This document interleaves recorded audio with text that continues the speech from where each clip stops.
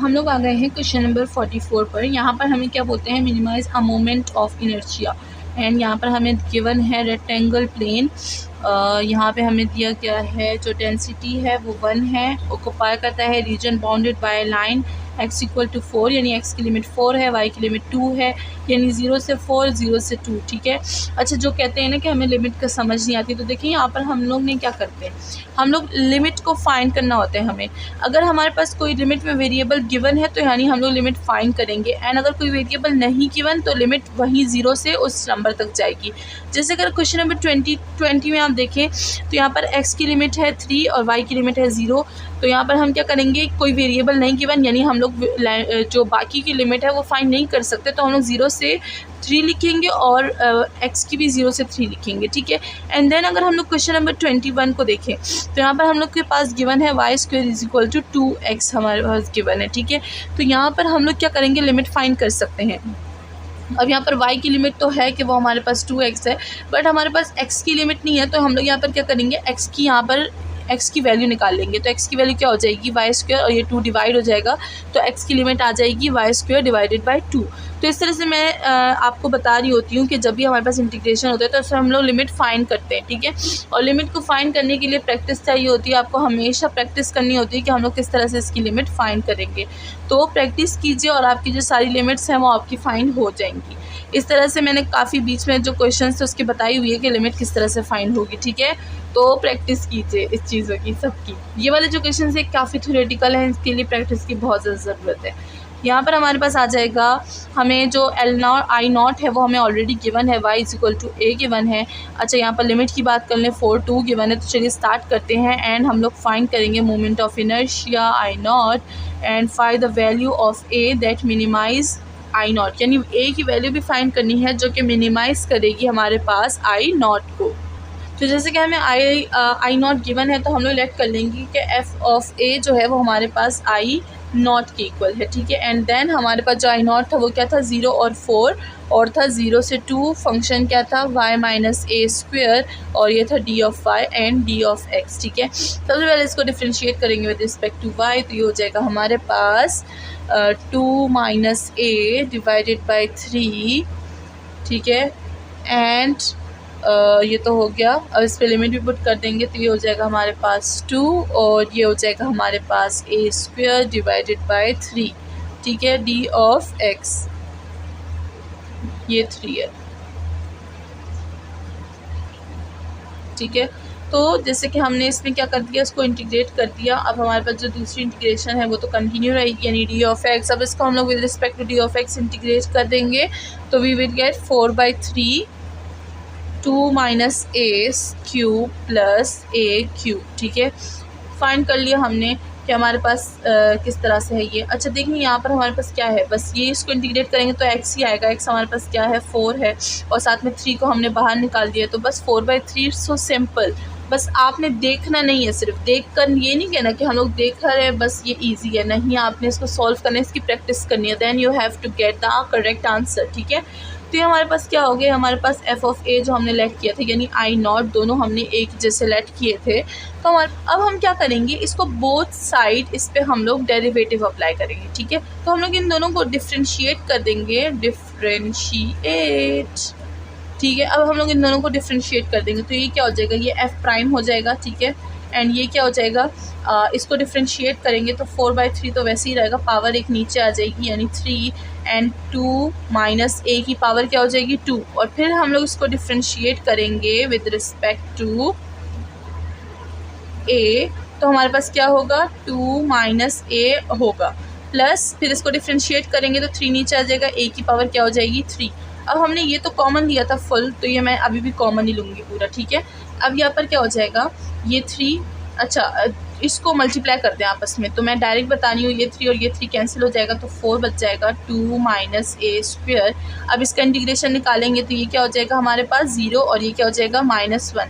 तो मैं यहाँ पर -4 लिख सकती हूँ, ऑफकोर्स लिख सकती हूँ क्योंकि मैंने -1 निकाला है। ठीक है। ऐसे ही तो नहीं लिख दी। एंड देन फिर हम लोग के पास ये 3 है, तो ये 3 और ये 3 कट जाएगा, तो हमारे पास क्या हो जाएगा, प्लस ये 4a क्यूब जो है वो अब स्क्वायर में चेंज हो जाएगा क्योंकि वैल्यू कम हो जाएगी, तो ये हो जाएगा स्क्वायर। ठीक है, अब ये समझ आ गया, हमने बोथ साइड डिफरेंशिएट किया विद रिस्पेक्ट टू ए। ठीक है, विद रिस्पेक्ट टू ए इसको डिफरेंशिएट कर दिया। अब डिफरेंशिएशन हमें आती है, हमने काफ़ी सारी की हुई है, ये हमारे पास डिफरेंशिएट हो गया। अब अगर हम लोग इस आंसर को देखें, हमने इसको क्या किया हुआ है, हम लोग इसको इसमें ए की वैल्यू निकालनी है, हमें बताया गया है कि ए की वैल्यू निकालें। तो यहाँ पर हम क्या करेंगे, इन दोनों जो 4 हैं इन दोनों को हम लोग कॉमन ले लेंगे। तो यहाँ पर हो जाएगा हमारे पास 4 कॉमन, एंड ये माइनस है तो इसको हम लोग बाद में लिख लेंगे, और ये प्लस है तो इसको पहले लिख लेंगे। तो ये हो जाएगा ए स्क्वायर, ये हो जाएगा -2 माइनस ए होल स्क्वायर। अब ये जो 4 है इसको हम लोग किस तरह से ख़त्म करेंगे, इसको हम लोग इस तरह से ख़त्म कर सकते हैं कि यहाँ पर इसको 0 के इक्वल कर देंगे, क्योंकि ए की वैल्यू निकालेंगे तो अब इस होल को 0 के इक्वल कर देंगे। तो चलिए यहाँ पर हम लोग लिखते हैं,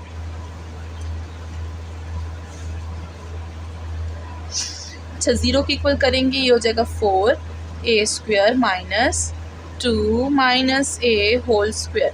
अब 4 को हम लोग इधर डिवाइड कर देंगे तो क्या हो जाएगा 0, तो ये हो जाएगा 0 equal to a square -2 minus a whole square. ठीक है, अब इस पर स्क्वायर वाला यानी a square minus b square का फॉर्मूला लग जाएगा, तो हमारे पास ये खुल जाएगा। ठीक है, इसको हम लोग खोल देंगे तो ये हो जाएगा 2 का स्क्वायर क्या हो जाएगा 4 एंड माइनस ए का स्क्वायर एंड -2ab। ठीक है, तो अब हम लोग वो फार्मूला खोलेंगे एंड साथ में इसको भी मल्टीप्लाई कर देंगे, तो हमारे पास क्या हो जाएगा, ये हो जाएगा हमारे पास -4, अच्छा ये हो जाएगा हमारे पास -4 + 4a। ठीक है, अब हमारे पास आ गया। अब जैसे कि हमने इसको 0 के इक्वल किया हुआ है, हम लोग देखें यहाँ से हम लोग क्या कर सकते हैं, यहाँ से हम लोग 4 को कॉमन ले सकते हैं, 4 को कॉमन ले सकते हैं, हाँ तो यहाँ से हम लोग 4 को कॉमन ले लेंगे तो ये हो जाएगा 4 कॉमन, एंड हमारे पास क्या हो जाएगा -a1 + a। ठीक है, 4 को कॉमन ले लिया, एंड देन हम लोग यहाँ पर 0 हमने लिया हुआ है तो 4 डिवाइड हो जाएगा तो 0 हो जाएगा। ठीक है, तो ये हो जाएगा -1 + a। अब हमें a की वैल्यू निकालनी है, जो माइनस ये उधर चला जाएगा तो क्या हो जाएगा प्लस पॉजिटिव हो जाएगा, तो a की वैल्यू क्या हो जाएगी a = 1।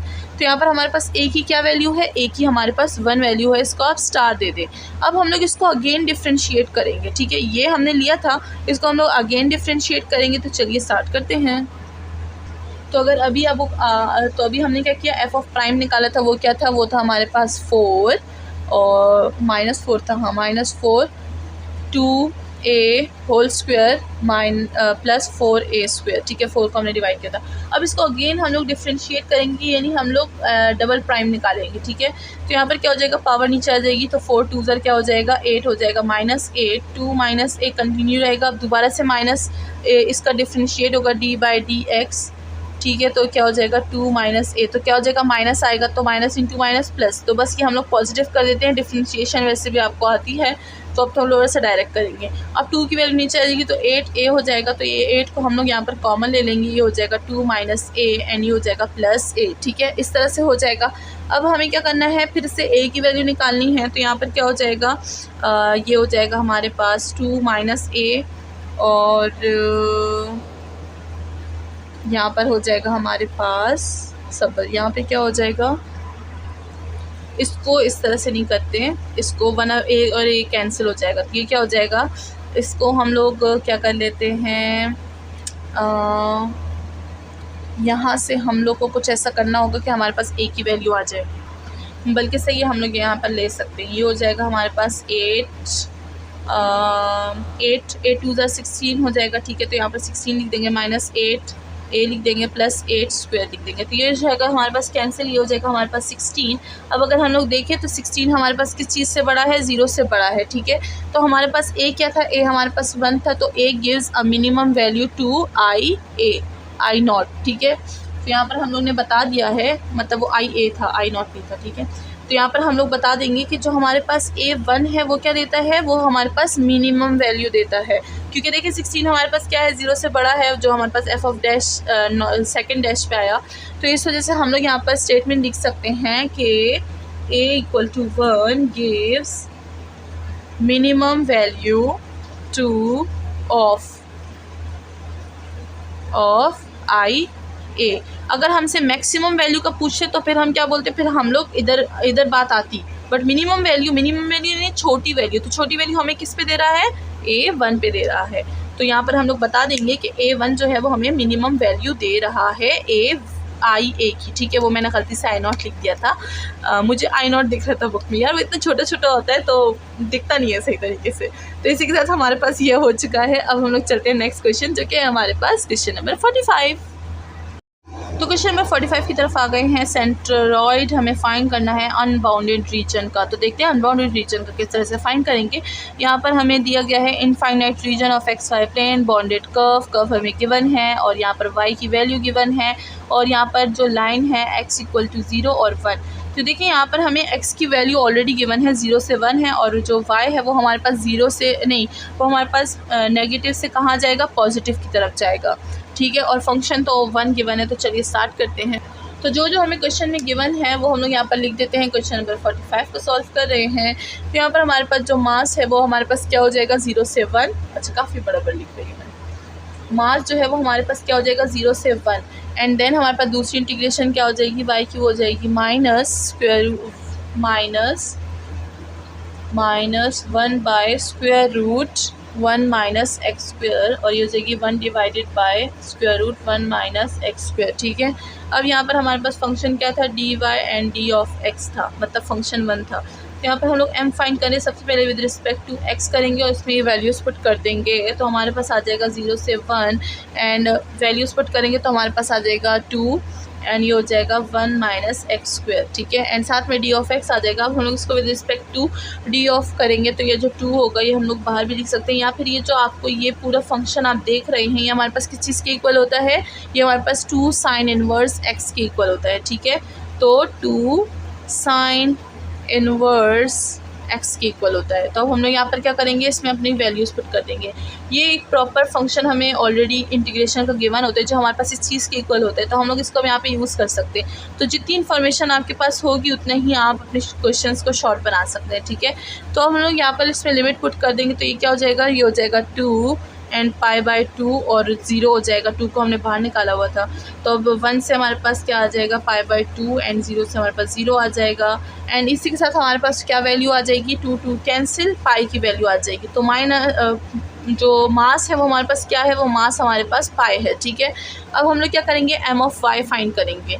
तो इसी में चेंजेस करते हैं and m of y find करते हैं, क्योंकि ये लिमिट काफ़ी बड़ी है और इसको मुझे लिखना बिल्कुल पसंद नहीं आ रहा क्योंकि बड़ी बड़ी चीज़ें मुझे लिखना पसंद बिल्कुल भी नहीं होती।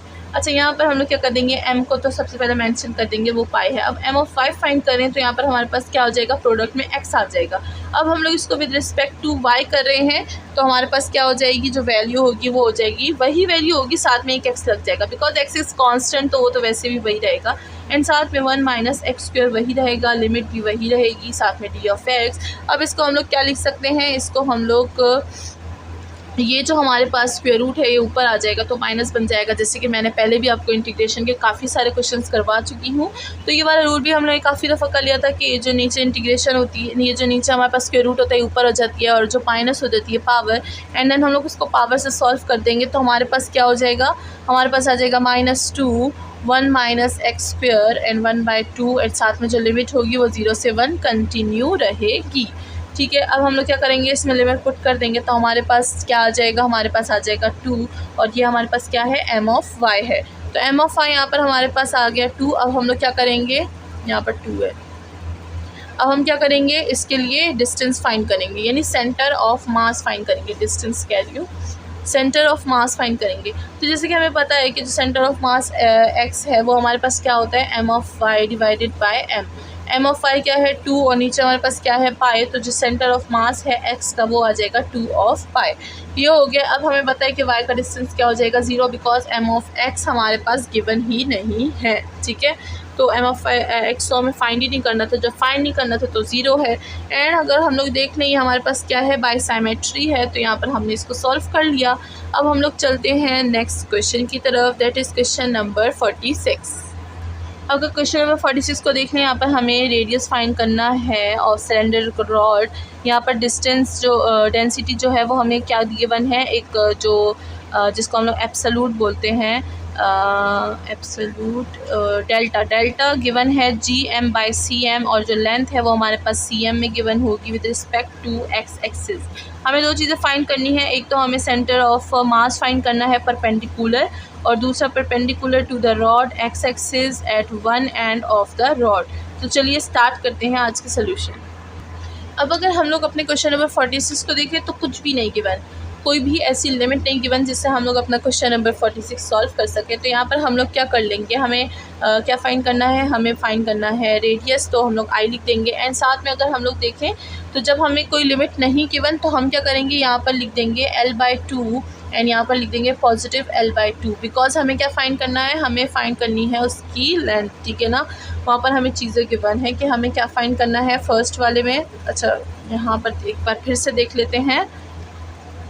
हमें बोल रहे हैं कि फ़र्स्ट उसमें हमें फ़ाइंड करना है सेंटर ऑफ मास रॉड का, ठीक है, विद x एक्सिस, और दूसरे में हमारे perpendicular x axis at one rod given है, ठीक है ना, यानी वन एंड, उधर वन एंड तो कम से कम गिवन है, बट यहाँ पर हमें सेंटर फाइंड करना है, तो हम लोग उसकी लिमिट कुछ इस तरह से बना देंगे, ठीक है। एंड देन हमारे पास जो वहाँ पर फंक्शन था वो हमारे पास एक कांस्टेंट था, एंड हम लोग जब आई फाइंड कर रहे हैं तो हमारे पास क्या हो जाएगा, यहाँ पर x² हो जाएगा, ठीक है। तो यहाँ पर हम लोग लिख देंगे d ऑफ x। हम लोग का फंक्शन कुछ इस तरह से बच जाएगा, बिकॉज हम लोग यहाँ पर क्या यूज़ कर रहे हैं, हम लोग यूज़ कर रहे हैं अपना x एक्सिस। अब यहाँ पर क्या करेंगे, वही चीज़ के पहले इसको हम लोग विद रिस्पेक्ट टू x क्या कर देंगे, डिफ्रेंशिएट कर देंगे, एंड देन फिर इसमें हम लोग अपनी लिमिट पुट कर देंगे। तो जब हम लोग इसको डिफ्रेंशिएट करेंगे तो वी विल गेट x3/3 और लिमिट हमारे पास क्या होगी, L/2 और माइनस L/2। तो अब हम लोग इसमें लिमिट पुट कर देंगे तो ये क्या हो जाएगा, ये हो जाएगा L/2 पे होल पावर क्यूब आ जाएगा, और इधर क्यूब माइनस ये हो जाएगा minus L/3 whole power cube, L/2 whole power cube, और डिवाइड हो जाएगा 3 से। अब इसको सिंप्लीफाई करेंगे तो वी विल गेट ये तो हमारे पास कांस्टेंट है फंक्शन, तो इसको यहाँ पर कांस्टेंट आप लिखते हैं, तो we will get this constant function and साथ में L3 डिवाइडेड बाय 12।